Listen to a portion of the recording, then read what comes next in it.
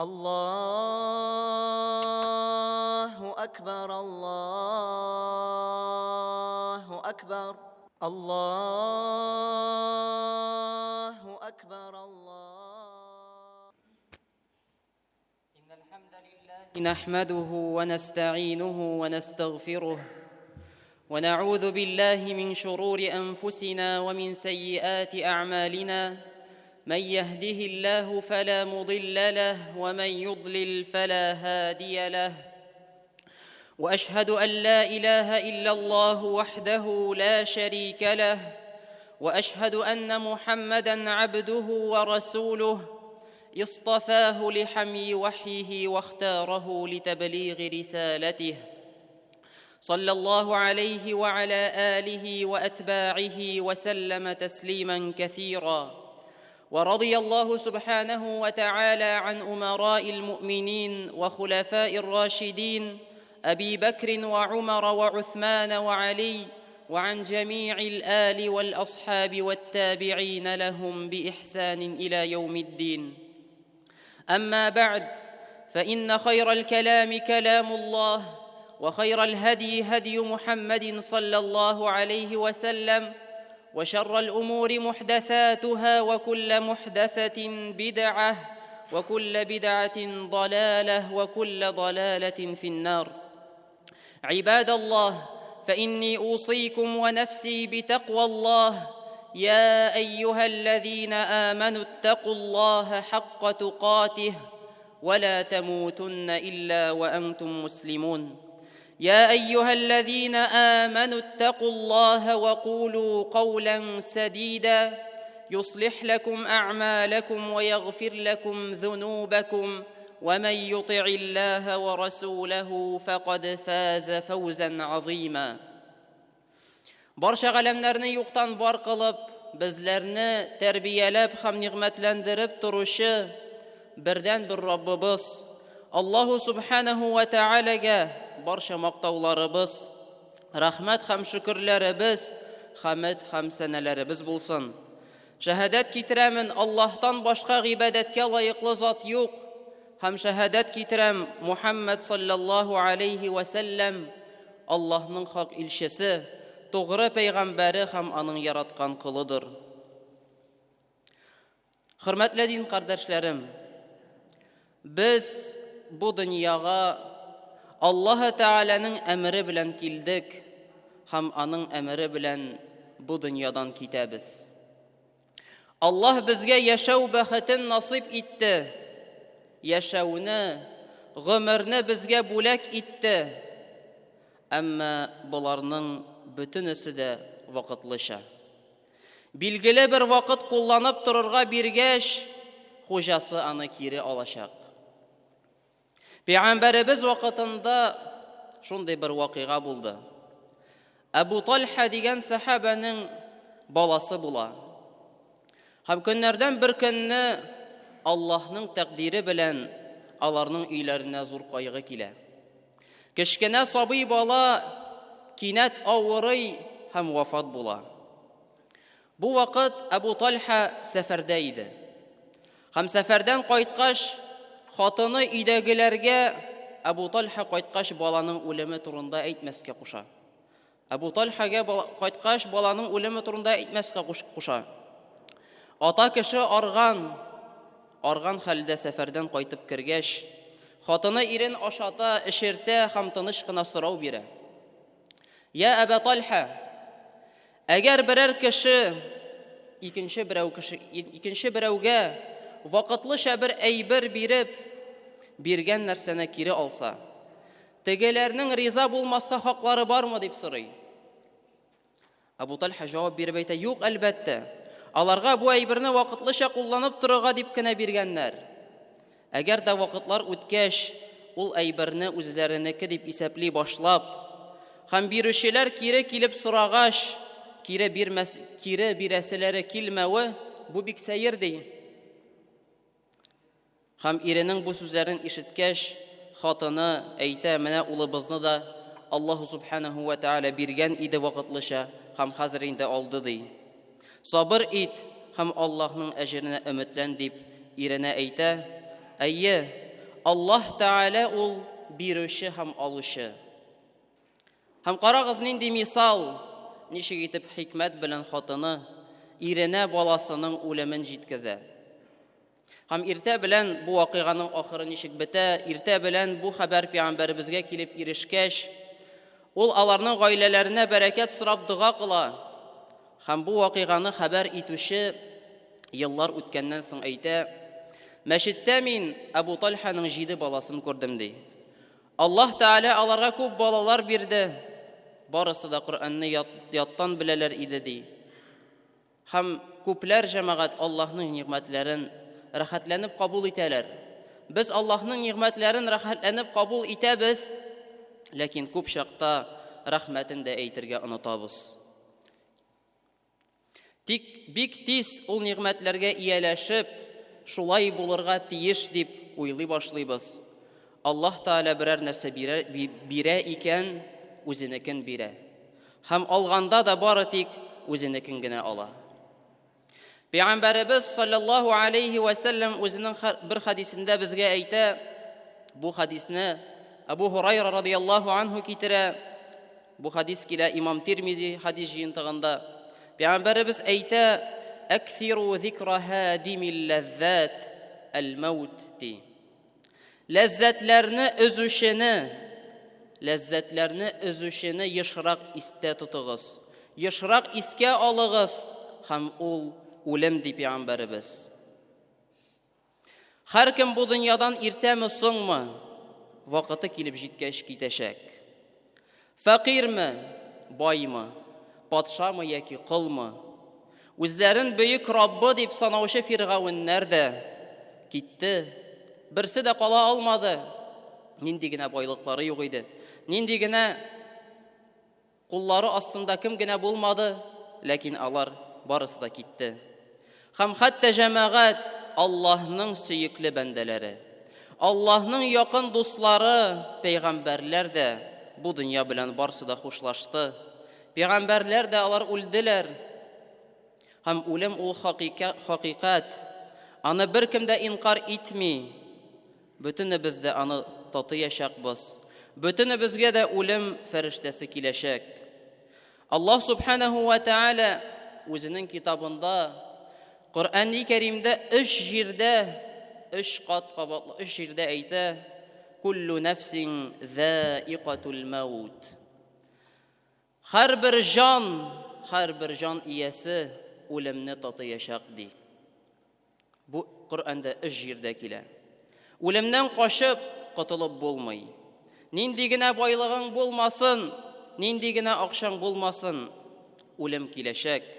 Үлем килде, әйткәнебезчә Фиргаунгә дә, үлем килде Намрудка да, үлем килде бөтен дөньяда булган патшаларга. Үлем белән сатулашып та булмый. Үлемнән коткарушы дару да юк. Һәм аның кайда һәм кайчан киләчәген беркем дә белми, бер Аллаһ гына белә. Һәм Аллаһ субханаһу ва тааля Коръәндә әйтә, Луқман сүрәсенең 34-нче аятында: "Инналлаһа индәһу илмус-са'ати ва юназзилул гайса ва я'ламу ма фил архам, ва ма тадри нафсун маза таксибу гада, ва ма тадри нафсун би айyi ардин тамут. Инналлаһа алимун хабир." Хакыйкатьтә кыямәт көненең кайчан булачагы хакында гыйлем Аллаһ хузурындадыр. Ул теләгән вакытта яңгыр иңдерер. Һәм ул хатыннарның карыннарындагы баланың кем икәнен белә. Һәм һичбер кеше, ди Раббыбыз әйтә, һәм һичбер кеше кайда үләчәген белмәс. Һәм һичбер кеше иртәгә нәрсә эшләячәген белмәс. Аллаһ һәр нәрсәне белүче һәм һәр нәрсәдән хәбәрдардыр, ди Раббыбыз. Без белмибез, безнең белән иртәгә нәрсә булачакны. Үлем ул бүген дә, иртәгә дә килергә мөмкин. Мөмкин түгелмени? Юк, мөмкин. Әлбәттә, без белмибез. Моның турында Раббыбыз Коръәндә безгә хәбәр итә. Моны бөтенебез дә беләбез, бөтенебез дә ишеткәнебез бар моның турында, ләкин онытабыз. Онытабыз һәм алданабыз. Булай итермен, болай эшләрмен, монда барырмын, балаларны үстерәсе бар дибез, оныкларны күрәсе дә бар әле дибез. Шул уйларга бирелеп, дөнья эшләренә бирелеп, үлем турында искә төшермибез. Үлем турында уйланмыйбыз. Ләкин иртәгә нәрсә буласын да белмибез бит. Кемдер әйтә, бик куркыныч сүзләр кемдер сөйли. Әйтә, пенсияга чыккач намаз укый башлармын ди. Әйтерсең дә ул кешеләрнең гарантияләре бар. Ул вакытка кадәр исән булырлар дигән. Юк, ул бит белми. Иртәгә исән буламы, юкмы кеше белми. Ничек инде син әйтә аласың? Менә 1 айдан, 2 айдан, 1 елдан мин ураза тота башлармын дип. 1 елдан мин намазга басырмын дип. Кем белә, балаларыбыз, оныкларыбыз, туганнарыбыз һәм үзебез исән булырбыз микән? 1 айдан, хәтта иртәгә без алданабыз бу тормышка. Алданабыз бу дөньяга. Шайтан үз эшен эшли. Үлемне кешегә оныттыра. Бу дөньяның ләззәтләре белән алдый, аларны матур итеп күрсәтә. Бит Аллаһу субханаһу ва тааля Фатир сүрәсендә әйтте: «Иннәш-шайтана лакум адуун фаттахизуһу адуа». Чынлыкта шайтан сезнең өчен зур дошман. Һәм сез дә аны дошман итеп тотыгыз диде Раббыбыз. Әнфәл сүрәсенең 28-нче аятында Аллаһу субханаһу ва тааля әйтә: «Ва'ламу аннама амвалукум ва ауладукум фитнah». Белегез, чынлыкта сезнең малларыгыз һәм балаларыгыз фитнәдер ди Раббыбыз. Шуңа, кадерле дин кардәшләрем, бу дөньяда яшәгәндә бу әйберләрне истә тотып, белеп, аңлап яшик. Һәм мин планнар куймыйча яшәргә дип әйтмим. Планнар куярга кирәк. Алга таба планнар корырга кирәк, ләкин үлемне дә истә тотарга кирәк. Иман иясе, мөселман кеше, шын мөмин кеше Аллаһ белән очрашырга һәр вакыт әзер булырга тиеш. Без көн сайын йоклыйбыз, күпме кеше йокыга китә һәм уянмыйча бу дөньядан китеп бара. Шунда да галимнәр йокыны ярты үлем дип атадылар. Һәм Аллаһу субханаһу ва тааля Куръанда әйтә: «Аллаһу ятаваффал анфуса хина маутиха валлати лам тамут фи манамиха, фаюмсику аллати қада алейха ал-маут ва юрсилу ал-ухра ила аjalin musamma. Инна фи залика лааятин лиқауми ятафаккарун». Аллаһ кеше үлгәндә аның җанын алыр ди. Исәннәр йоклаганда Аллаһ аларның җаннарын үзенә алып торыр. Йоклаганда. Шулай итеп, үлемгә хөкем ителгәннәрнең җаннарын, үлем хөкем ителгәннәрнең җаннарын үз янында калдырыр ди. Йокыда булучыларның җанын мәгълүм бер вакытка чаклы тәннәренә кире кайтарып торыр. Шик юк, фикер йөртүчеләр өчен монда гыйбрәтләр бар ди Аллаһ субханаһу ва тааля. Һәм дә үлем ул җәмәгать иң яхшы вагазчы булып тора. Һәм үлем турында әйтелде: «Кафа бил маути ва'иза». Вагазчы буларак үлем дә җитә диелде.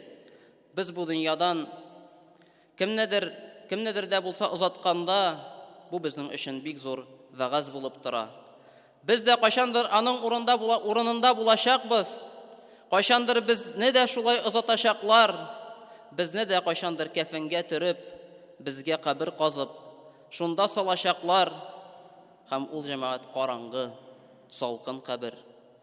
Ләхеткә куеп, аны каплап, өстебезгә җир атачаклар. Һәм җәмәгать бу хакыйкать һәм бу булачак. Һәм тагын бер әйберне аңларга кирәк. Аннан җәмәгать кайтып булмый. Аннан кайтып булмый, ничек кенә кеше теләсә дә, аннан кайтып булмаячак. Һәм үлем килгәч, әйтеп булмаячак. Карале, минем бит укылмаган намазларым калды. Минем бит тотмаган уразаларым калды. Минем бит кылынмаган хаҗым калды. Әле изгелекләр кыласым бар иде дип әйтеп булмаячак. Булды, бетте, синең өчен изгелекләр җыю вакыты тәмамланды, ишекләр ябылды синең өчен. Үлем фәрештәсе килгәч, берничек тә син аны кичектерә алмыйсың. Үлем фәрештәсе белән сатулашып булмый. Ул синнән сорап та тормаячак. Аллаһ Тәгалә бирде сиңа вакыт. Бирде сиңа вакыт бу дөньяда, хәзер, бүген изгелекләр кыларга. Кулланыйк бу вакытны. Аллаһ Субханаһу ва Тәгалә Муъминун сүрәсенең 99-100 аятларында әйтә: "Хәтта иза җаа ахадахумул мауту қала рабби ирҗиун лаалли а'малу салихан фима таракт калла калла иннаха калиматун хува қаилуха ва мин вараихим барзахун иля яуми юб'асун." Мөшрикләрнең хәлләрен күрсәтеп Аллаһ Тәгалә әйтә, аларның сүзләрен китерә.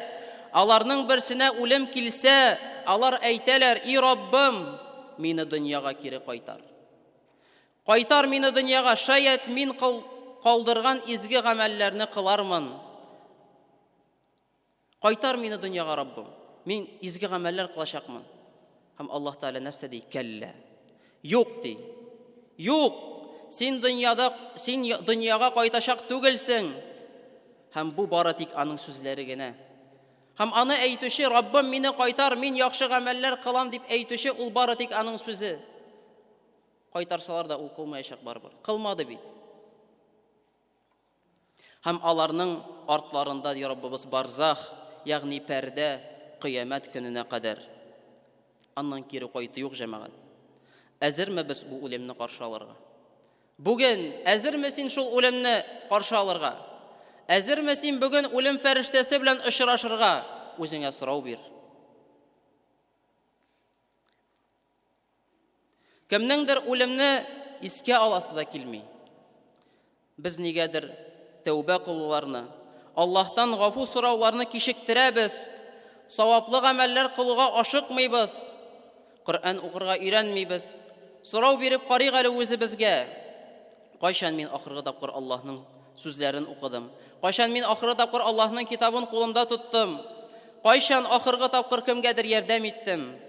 Үзебезгә гел акланулар табабыз. Вакытны һаман сузабыз, иртәгә дибез, ә бит иртәгәсе көннең киләчәген белмибез хәтта.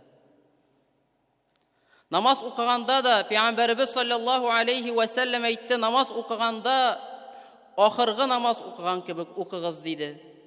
Әгәр дә без белсәк, бу минем гомеремдәге ахыргы намаз, ничек мин ул намазны укыр идем? Ничек без ул намазны укыр идек? Үзебезгә сорау бирик. Һәм җәмәгать, ел дәврендә без күрәбез, кемдер үлә. Без кемнедер гел озатып торабыз. Арабызда булган кардәшләр дә китә. Андый хәбәрләрне без ишетеп торабыз. Һәм бу безгә бер гыйбарәт. Әгәр дә үзеңнең якын дустыңны, якын кардәшеңне ләхеткә алып салсаң, шул вакыт минем белән дә шулай булырга мөмкин. Булачак, әлбәт булачак. Мин дә шунда ятачакмын, мине дә шунда яткызачаклар. Алар бит хәзер инде бер нәрсә эшли алмыйлар. Кемнәр бу дөньядан китте, аларның әйттек, ишекләре ябылды, гамәл кылу ишекләре ябылды. Ләкин син әле исән. Синең әле бүгенге көнең бар. Син нәрсәнедер төзәтә аласың. Син нәрсәдер эшли аласың. Ә бит алар бик теләп Аллаһтан гафу сорарлар иде хәзер. Тәүбә кылырлар иде. Әмма алар аны эшли алмыйлар. Алар бик теләп садакасын да бирерләр иде. Бер секундка гына булса да кире кайтырлар иде бу дөньяга, әмма кайта алмыйлар. Бу безгә бер гыйбарәт. Үлем дибез. Үлемне таныйбыз, беләбез киләчәген, ләкин үлдек тә бит бетте түгел. Үлемнән соң булачак әйберләр дә бар. Кабер газабы бар. Кыямәт көне бар. Җәннәт белән җәһәннәм бар. Үлемнән соң булачак нәрсәләрне истә тотыйк. Аларны өйрәник. Аларны гел үзебезнең уйларыбызда, үзләребезнең фикерләребездә йөртик һәм истә тотыйк һәр эшебездә. Нәрсә генә, кая гына бармыйк, нәрсә генә эшләмик, истә тотыйк. җавап бирәсебез бар. Үлемгә кадәр сиңа билгеләнгән вакыт, үлемгә кадәр сиңа билгеләнгән вакытка кадәр нәрсәләр эшләдең? Ничек уздырдың ул вакытны? Шуның өчен без соралачакбыз. Һәм мәңге булган ахирәттә кая булачагың кылган гамәлләреңә күрә була. Әйе, кайсы гамәлләрең күбрәк булды? Allah subhanahu wa ta'ala әйтә: "Аллази халакал маута вал хаята лияблуакум айюкум ахсану амала." Ул шул ди Аллаһ, кем барлыкка китерде үлемне һәм яшәүне нәрсә өчен? Сезне сынар өчен кайсыгыз гамәлләре белән яхшырак булыр дип. Безнең бөтенебезнең дә ятагыбыз кайчандыр җир булачак. Бөтенебез дә кайчандыр анда керәчәкбез. Һәм анда безгә малларыбыз да беркем дә ярдәм итә алмаячак. Бары тик Аллаһның киң рәхмәте белән кеше җәннәтле була алыр. Ләкин аның өчен тырышырга кирәк җәмәгать. Һәм шул ук вакытта Аллаһның рәхмәте белән кеше җәннәтле була ала. Ләкин шул ук вакытта истә тотырга кирәк, Аллаһның газабы да бик көчледер. وأقول قولي هذا وأستغفر الله لي ولكم ولسائر المسلمين فاستغفروه إنه هو الغفور الرحيم. الله أكبر الله أكبر الله